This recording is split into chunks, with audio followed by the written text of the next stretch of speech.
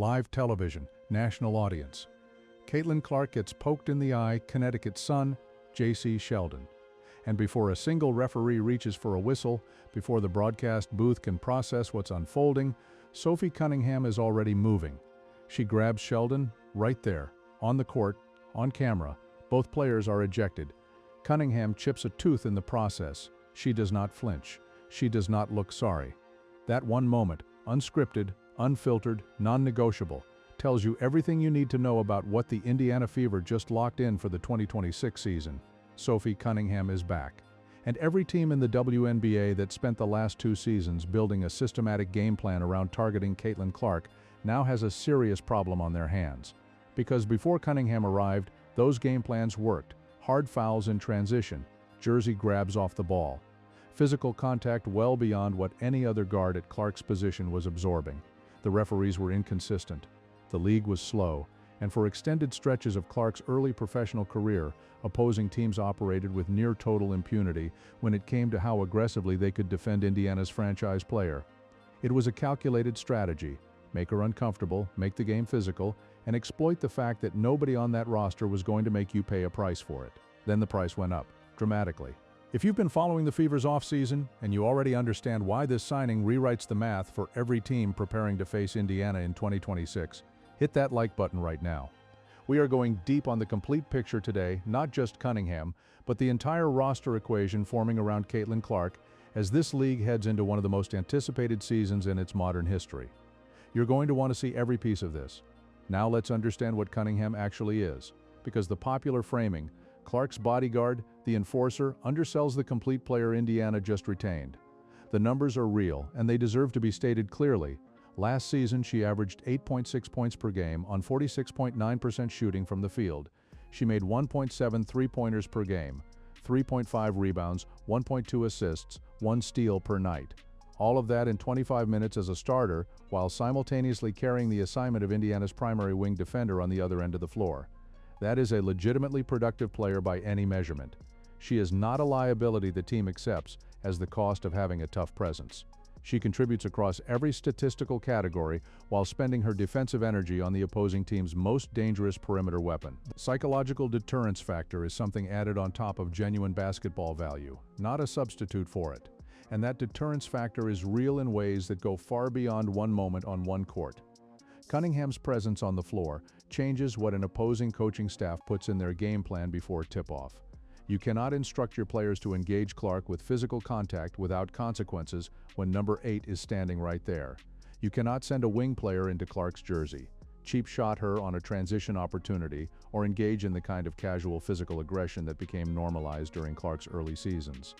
Because you know Cunningham is watching, has a documented track record of decisive response, and is not calculating the social cost before she acts. That deterrence shows up in plays that never happen, the fouls that aren't committed, because the opposing player made a different calculation in real time. But here's the detail most channels miss entirely when they cover this story. Cunningham did not arrive in Indiana as a neutral observer. She played for the Phoenix Mercury before joining the Fever. She was in those locker rooms. She heard those conversations, the game plans drawn up to systematically attack Clark's tendencies, to make her physically uncomfortable, to exploit the referee inconsistency in her early seasons. Cunningham had heard the blueprint from people who were actively executing it. When she stepped in during that June game, she was not reacting to something she didn't understand. She was responding with complete knowledge of what had been happening, why it had been happening across multiple franchises, and exactly what needed to occur for it to stop. That inside knowledge, deployed explicitly in defense of a teammate, is what transformed a physical altercation into a cultural moment. Her social media following crossed 1 million overnight, not because of a scoring title, not because of an all-star selection, because fans had spent significant time watching Clark absorb punishment without intervention, and seeing someone actively refuse to tolerate it resonated at a frequency no statistical achievement could replicate. She is a Taekwondo black belt who earned that rank at 6 years old. She kicked field goals on her high school football team. Sophie Cunningham is not an enforcer by accident or circumstance. She is built for exactly this role, and the combination of that physical background, that institutional knowledge from Phoenix, and that demonstrated willingness to act creates a deterrent effect that is genuinely irreplaceable on this roster. Then came August 2025. During a game against the Connecticut Sun, the same franchise, and perhaps not coincidentally the same franchise involved in the June incident. Bria Hartley fell into Cunningham's leg, MCL tear season over. She did not leave the arena that night. She put on street clothes and sat on that bench for the remainder of the year. Through the playoff run, through Clark missing the entire postseason with her own injury, through Kelsey Mitchell being carried off the court in Game 5 of the semifinals, against Las Vegas suffering from rhabdomyolysis, a condition serious enough to be genuinely frightening. Cunningham sat through all of it, could not play a single minute, could only watch the team she had fought for operate without her. 8 months have passed.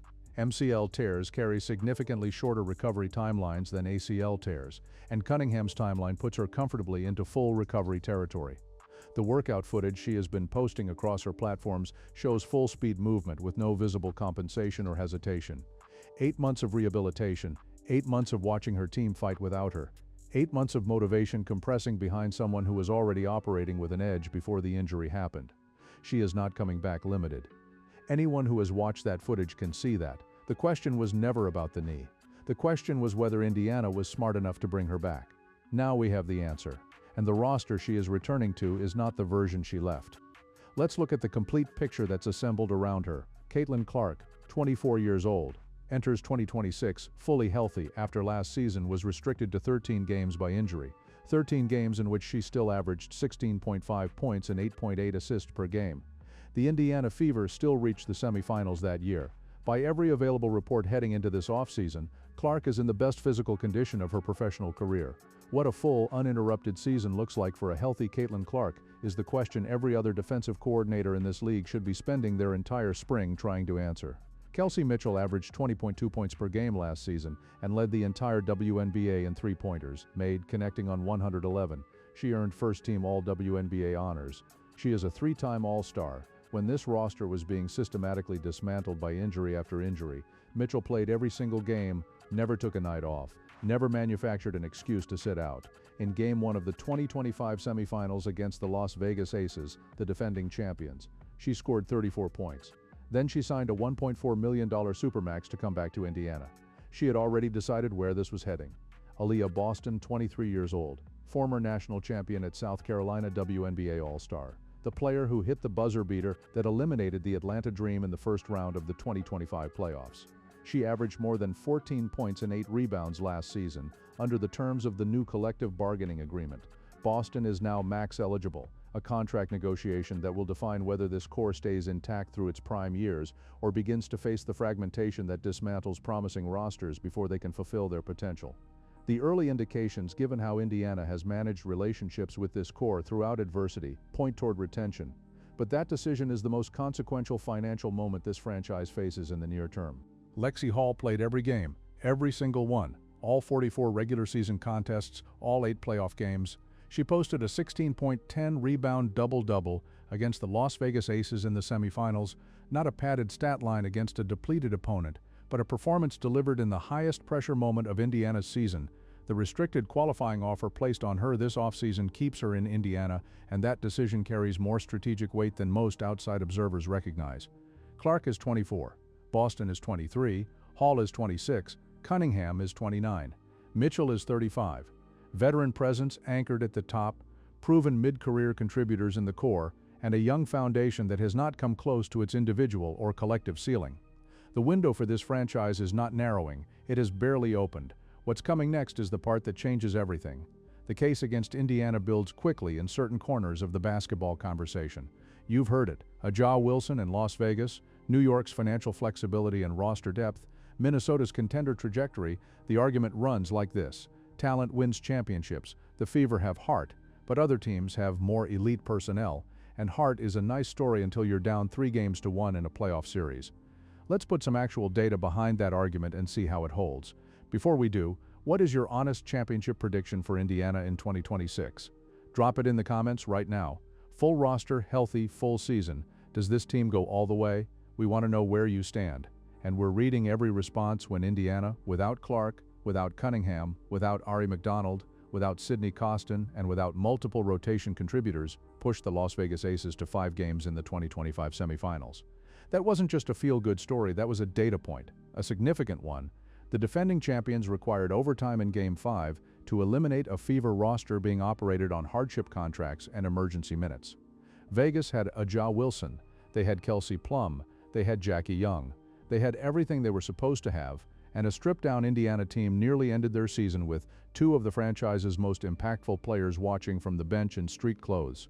Now build the full version of that roster. Add Clark back, add Cunningham back, restore the depth that was stripped by injury, and then sit with the question, what does that series look like? The honest answer is that nobody knows. And that is exactly the point. Nobody has ever seen a fully healthy Indiana Fever roster compete in a playoff series. Every data point we have about this core group comes from performances delivered under some form of adverse condition, injuries, missing contributors, depth filled by hardship signings.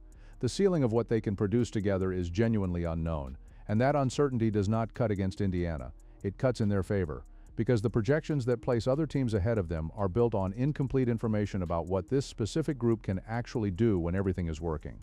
The New York Liberty counter-argument centers on financial philosophy and roster construction. They acquire, they attract talent, they build through a model that most franchises cannot replicate. Their results justify the approach: multiple playoff runs, legitimate championship contention, the kind of sustained excellence that comes from consistent organizational investment. That is a real argument, and it deserves acknowledgement. But there is a distinction that keeps getting compressed in the comparison. Rosters are built with money, championships are won with cohesion. The Liberty have assembled talented players who fit a system. The Fever have 5 players who have shared injury reports, hospital waiting rooms, and a semifinal run that most observers had already written off before it started. When Kelsey Mitchell said in the middle of that 2025 campaign with the roster in pieces, "We all we got, we all we need," that was not a soundbite manufactured for the cameras. That was the internal language of a locker room that had decided to compete regardless of circumstances. That cultural infrastructure does not get replicated by signing new players in free agency. It only develops through the specific kind of shared adversity this group has already lived through together. Before we go further, if this coverage has been your go-to for understanding what's actually happening in this league, becoming a member is the best way to help us keep going. Hit that join button below. Every member is what makes it possible for us to keep digging when nobody else will. Now let's be transparent about what Indiana still needs, because accurate analysis requires it. The roster has 2 clear gaps. A backup point guard remains the most pressing concern. Clark cannot carry the full ball handling load across a complete season without genuine support in reserve, and playoff depth at that position becomes critical the moment foul trouble or fatigue enters the equation. Veteran frontcourt depth is the second priority, particularly in playoff environments where physical size and post-game experience are premium commodities. These are real needs. Indiana knows they're real, but here's the context that reframes the urgency significantly. The current free agent pool features over 100 available players. Azura Stevens has reportedly expressed interest in joining Indiana, a capable frontcourt presence who would directly address one of the 2 most immediate roster gaps on the market. The Fever hold cap space. They also carry the number 10 pick in the upcoming draft, which represents either a direct roster contribution or trade capital to accelerate their timeline through this offseason. And here is the structural recruiting advantage that no financial comparison fully captures. Indiana is currently the most visible free agent destination in women's basketball. Gainbridge Fieldhouse sells out every night, playing alongside Caitlin Clark, the most marketable player in the sport's modern era, generates a platform that changes what a player's career looks like beyond the game itself. Sponsorship opportunities, media coverage, the kind of visibility that follows players into life after basketball. Most players in the WNBA want to share a court with Clark. That desire is simultaneously competitive, personal, and professional, and it gives Indiana a recruiting advantage that isn't reflected in any salary sheet. The Fever are not building toward contention. They are a contender. The free agent additions from this point forward shape the depth. The foundation is already in place. If you're not subscribed yet, now is the time, because the Fever's off-season moves are not finished, and we're going to cover each one as it happens. Share this video with a Fever fan who needs to understand the full picture, and hit subscribe so you don't miss the next piece. Which brings us to the moment that the entire conversation has been building toward, May 9th. Mark that date. Indiana Fever versus the Dallas Wings, and for the first time in the history of this franchise's current core, Clark, Mitchell, Cunningham, Boston, and Hall, the starting lineup takes the floor together, fully healthy, fully available, all 5, simultaneously for the first time ever. This has never happened, not once during a regular season game, not once in any playoff series. This specific group of 5 players has never competed together without at least one of them being absent or operating under a physical limitation. Every projection built around this roster, every championship odds calculation, every comparative ranking against Las Vegas or New York or Minnesota is based on incomplete information because the complete version of this team has never been observed. Nobody has seen Clark distributing for a healthy Cunningham on the wing. Nobody knows what Mitchell and Boston look like running their two-man game when the defense actually has to account for all 5 players simultaneously. Nobody has seen what the defensive ceiling of this lineup looks like across a full game, because the lineup has never been intact long enough to develop and sustain it. The individual data points are already extraordinary. Clark, with one of the most exceptional assist profiles in the league's modern era, operating as a complete point guard whose full statistical picture was only glimpsed in 13 games last season. Mitchell leading the WNBA in three-pointers made while playing every game on a depleted roster. A volume and consistency that becomes even more dangerous when the defense can no longer focus its attention on containing her alone. Boston at 23, ascending toward a ceiling that hasn't been reached yet, already delivering in high-pressure moments and entering a contract year that will define Indiana's financial architecture for the next half-decade. Hall, with the kind of Ironman durability and two-way reliability that championship rotations are built around, the player who does the work. Nobody films highlight reels about, but that every winning team desperately needs, and Cunningham returning with 8 months of stored intensity, a reconstructed knee, a chip she literally left on a court somewhere, and a personal agenda directed at every team that thought they could operate freely when she wasn't available. What opponents are going to encounter in 2026 is not an improved version of the team they faced last year. They are going to encounter a version of this team that has never existed before, one that pushed a defending champion to 5 games and overtime while missing 2 of its most important contributors, and is now assembling its full roster for the first time. If you're a head coach drawing up your approach to the 2026 season and Indiana appears on your schedule, the honest answer is that you need more information, because nobody has seen this yet. The unknown is real, and it belongs entirely to Indiana. The enforcer is back, the core is locked in, the timeline is set, and somewhere in a Las Vegas strategy session or a New York scouting meeting or a Phoenix Mercury building, where they understand better than anyone what Cunningham brings, someone is looking at Indiana's off-season moves and quietly reaching for a new whiteboard. Sophie Cunningham chipped a tooth for this franchise. She sat in street clothes watching her team fight through situations she couldn't help them survive. She spent 8 months rebuilding for the specific purpose of doing her job again. That commitment tells you something about the culture inside that locker room that no contract figure can quantify and no opposing team can replicate by writing a check. If you haven't subscribed yet, hit that button right now and turn on notifications, because what Indiana builds between now and opening night is going to be one of the most important storylines of the entire WNBA offseason. And we're going to be on every piece of it as it develops. Next video, we're breaking down the one free agent addition that could push this roster from championship contender to championship favorite, and it's a name that most analysts haven't been tracking closely. You don't want to miss that one.